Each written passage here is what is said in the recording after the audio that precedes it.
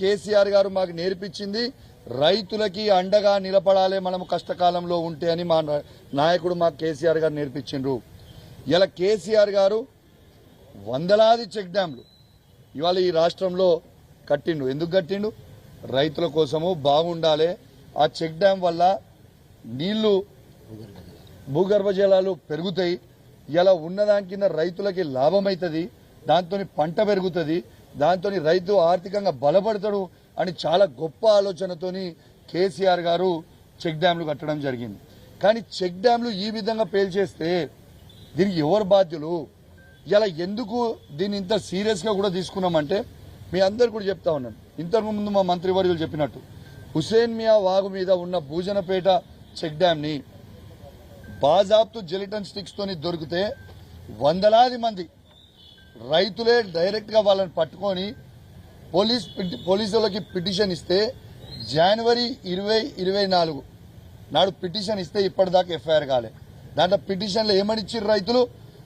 అధికార పార్టీ చెందిన అంటే కాంగ్రెస్ పార్టీకి చెందిన సారయ్య గౌడ్ గారు, సుధాకర్ రెడ్డి గారు ఇవన్నీ కూడా తీసుకొని వచ్చి పెట్టిండ్రు. ఇప్పటిదాకా ఎఫ్ఐఆర్ కూడా ఎందుకు కాలే, వాళ్ళని ఎందుకు అరెస్ట్ చేయలేదో చెప్పండి. ఎందుకు చేయలేదు దాని మీద? మీరు ఆ రోజు అక్కడ అరెస్ట్ చేసి ఉంటే వాళ్ళని ఇలా తణుగులలో ఈ విధంగా చెక్ డ్యామ్ అయ్యేది కాదు కదా. ఇలా చెక్ డ్యామ్ని ఇలా మీకు మళ్ళా మీ ద్వారా యావత్ తెలంగాణ ప్రజలందరికీ కూడా వినవడలాగా మళ్ళొక్కసారి మీకు కూడా వీడియో చూపిస్తాం. ఇది మీరు క్లియర్గా చూడండి. ఇది నేను హైదరాబాద్లో కూడా మన ప్రెస్ మీట్లో చూపించిన, ఇలా కరీంనగర్ జిల్లాలో కూడా మళ్ళీ మీకు చూపించాలని నేను అనుకుంటున్నా. ఒక్కసారి మీరు చూడండి. ఇది నేను చెప్పించిన ఈ వీడియో నాకు కూడా పంపించింది వాళ్ళు, ఇదే కాంగ్రెస్ వాళ్ళే నాకు పంపించింది ఈ వీడియో. ఆనాడు పోయింది. ఇది చూడండి, దీంట్లో క్లియర్గా హోల్ కనబడుతుంది మీకు. దాని లోపల పూసలు పెట్టింది కనబడుతుంది, వైర్ కనబడుతుంది. క్లియర్గా అదే చెక్ డ్యామ్ అవుతుంది. ఇది అయిన తర్వాత దీని మీద ఎంక్వైరీ ఎందుకు చేయరు? ఎస్, దీని మీద వచ్చిన తర్వాత దీని మీద ఎంక్వైరీ చేయాలన్నా వద్దా ఒక్కసారి మీరు ఆలోచన చేయండి. రెండోది, ఇవాళ ఆ రోజు మా నాయకుడు కేసీఆర్ గారి నాయకత్వంలో హరీష్ రావు గారు, గంగ్ల కమలాకర్ గారు, మరి చాలామంది మాజీ శాసనసభ్యులు అందరు కూడా, ఇద్దరు మాజీ మంత్రులు ఆడికి సైట్ మీద తీసుకొని పోయి చూసిన తర్వాత అది వేల్చిర్రు అని మా హరీష్ రావు గారు ఆ రోజు క్లియర్గా ప్రెస్ మీట్లో చెప్పిన తర్వాత ఏమైంది? నెక్స్ట్ డే రోజు పొద్దున పెద్దపల్లి ఎమ్మెల్యే గారు ప్రెస్ మీట్ పెట్టి అది నువ్వు ప్రూవ్ చేస్తే, హరీష్ రావు గారు మీరు ప్రూవ్ చేస్తే నేను శాశ్వతంగా రాజకీయాల నుంచి తప్పుకుంటా, నా ఎమ్మెల్యే పదవికి రాజీనామా చేస్తా అని పెద్దపల్లి ఎమ్మెల్యే విజయరామనారావు గారు మీ ద్వారానే ఈ కరీంనగర్లో పెట్టిండు. మేమేం చేసినాము? మా పార్టీ పక్షాన కేసీఆర్ గారి నాయకత్వంలో హరీష్ రావు గారి పక్షాన నీ సవాల్ని మేము స్వీకరిస్తా ఉన్నామని ఈ వీడియో నేను రిలీజ్ చేసిన. ఈ వీడియో నేను రిలీజ్ చేసిన తర్వాత ఇవాళ మేము ప్రూవ్ చేసినాం కదా, ఇప్పుడు ఉన్న జెలిటన్ స్టిక్స్ క్లియర్గా కనబడతా ఉంది, వైర్ కనబడతా ఉంది. మరి ఇవాళ రాజకీయంగా నీవు ఇచ్చిన సవాల్ మీద, నువ్వు ఇచ్చిన మాట మీద నువ్వు ఉంటావా? ఎమ్మెల్యేకి రాజీనామా చేసి శాశ్వతంగా రాజకీయాల నుంచి దూరం ఉంటావా అని నేను అడిగిన తర్వాత దానికి ఆయన స్పందించలేదు. ఎందుకంటే ఆ రోజే చెప్పిన, రేవంత్ రెడ్డి గారు మాటలు ఇచ్చి ఎట్లయితే మాటలు తప్పుతాడో, రైతులకి రైతు బంధు ఇలా 15,000 ఇస్తా అని మాట తప్పిండు, మహిళలకి 2,500 ఇస్తా అని మాట తప్పిండు, పెన్షన్ 2,000 4,000 చేస్తా అని మాట తప్పిండు, 4,000 6,000 చేస్తా అని మాట తప్పిండు, ఇట్లాంటి తులం బంగారం ఇస్తామని మాట తప్పిండు. మరి మీరు రేవంత్ రెడ్డి గారు మాట తప్పినట్టు నువ్వు కూడా గట్లనే మాట తప్పుతావా విజయన్న అని నేను అడిగిన. విజయన్న మంచోడు, ఆయన గౌరవం ఉంది మాకు కూడా, కానీ గౌరవం పోయేలాగా చేసుకోవద్దని నేను చెప్తా ఉన్నాను విజయన్నకు కూడా. ఎందుకు చెప్తున్నా అంటే ఈ మాట కూడా ఇప్పుడు దాదాపు మీరు చూడొచ్చు, నా ఫోన్లు ఇప్పుడు మీకు చూపిస్తా, ఒక 500 మంది తోని ఫోన్లు చేపిస్తా ఉన్నారు. ఏమని బెదిరిస్తా ఉన్నారు ఫోన్లు చేసి. ఇవన్నీ మిస్డ్ కాల్ చూడొచ్చు. ఇగో ఇప్పుడు కూడా గదే ఫోన్ కాల్ ఉంటాయి, మీరు చూడరు. ఇవన్నీ ఫోన్లు గవే. ఫోన్లు చేపిస్తా ఉన్నాడు, చిన్న పిల్లగాడు చేపించినాడు, దీనికి ఎవడో భయపడతాడు అన్నట్టు.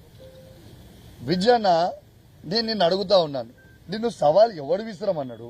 ఎవడైనా రైతులు అడిగిందా నిన్ను? మేము అడిగినామా నీ సవాల్ విసిరమని? సవాల్ నువ్వే విసిరినావు. నీ సవాల్ని మేము స్వీకరించి చూపించిన తర్వాత ఇవాళ నీకు జవాబు లేకుండా మీ కాంగ్రెస్ పార్టీ కొందరు బ్రోకర్లతోని ఫోన్లు చేయించి బెదిరిస్తా ఉంటే భయపడేటోడు ఎవడున్నాడు? విజయన్న, ఒకటి గుర్తుపెట్టుకో, మీ రేవంత్ రెడ్డికే నేను భయపడలే. మీ రేవంత్ రెడ్డినే నా ఇంటికి బరాబర్ అని రోజు నిలదీస్తా ఉన్నా. ఈ బచ్చగాలు వాళ్ళు వీళ్ళు ఫోన్ చేస్తే మేము భయపడతాం. అయింది ఒక్కసారి మీరు ఆలోచన చేయండి విజయన్న గారు, ఇట్లాంటి చిల్లర పనులు బంద్ చేయరి. అదే మేము నీకు నువ్వు 55 ఏళ్ళలో 60 ఏళ్ళలో ఉంటావు.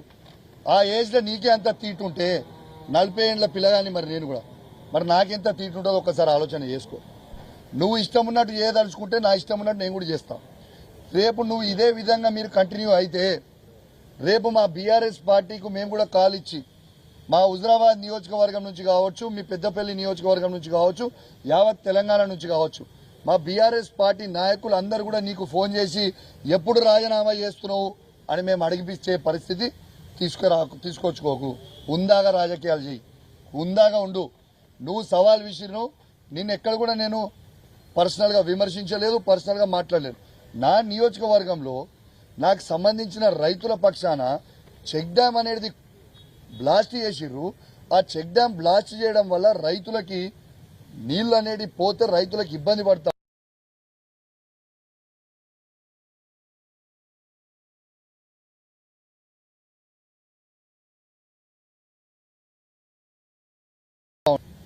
వెళ్ళిపోతే చెక్ డ్యామ్ బ్లాస్ట్ చేస్తే రైతులు ఇబ్బంది పడతారా, ఇబ్బంది పడరా? దీనికి నీకేం ప్రాబ్లం అవుతుంది? మీరు అధికార పార్టీ ఉన్నది, మరి ఎవరిని కాపాడుతా ఉన్నావు? నిజంగా అది అయి ఉంటే ఎంక్వైరీ చేపి, బ్లాస్ట్ అయి ఉంటే నిందితులను అరెస్ట్ చేయి, బ్లాస్ట్ కాకపోయి ఉంటే ఆ కాంట్రాక్టర్ని బ్యాన్ చేసి బ్లాక్ లిస్ట్లో పెట్టండి, ఏదైనా చేయండి.